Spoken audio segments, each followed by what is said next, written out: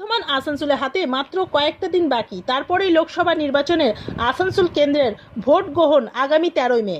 শুক্রবার দিন নির্বাচনী বিষয়ে তৃণমূল কংগ্রেসের প্রার্থী শত্রুঘ্ন সিনহা এক সাংবাদিক সম্মেলন করেন।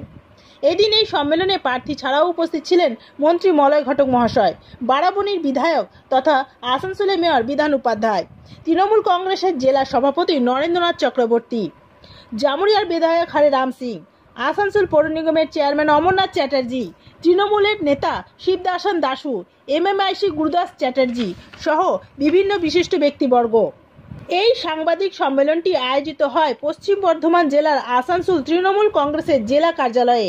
এই সাংবাদিক সম্মেলনে বিভিন্ন বিষয় নিয়ে আলোচনা করা হয়। আমি সব মনে আছে, এখানে রেলওয়ে অলমোস্ট 60% ল্যান্ড তো রেলওয়ে কে বিলং করে, এখানে সেইটাও মনে আছে।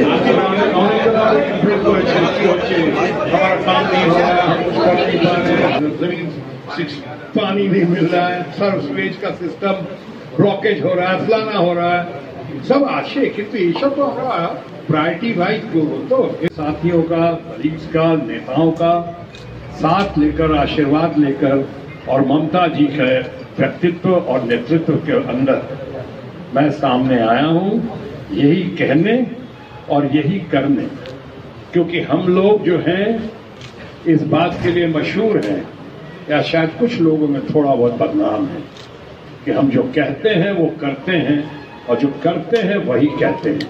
हमने पहले भी करके दिखा दिया है और इस बार भी करके दिखाएंगे। तृणमूल कांग्रेस इस बार चुनाव में स्वीप करेगी और भारतीय जनता पार्टी और एनडीए को बड़ी मुंहतोड़ इनको हार का सामना करना पड़ेगा। जैसा मैं कह रहा था कि 400 पार का नारा जो लोग दे रहे हैं उनको शायद इस बार 2004 के नतीजे याद आ जाएंगे।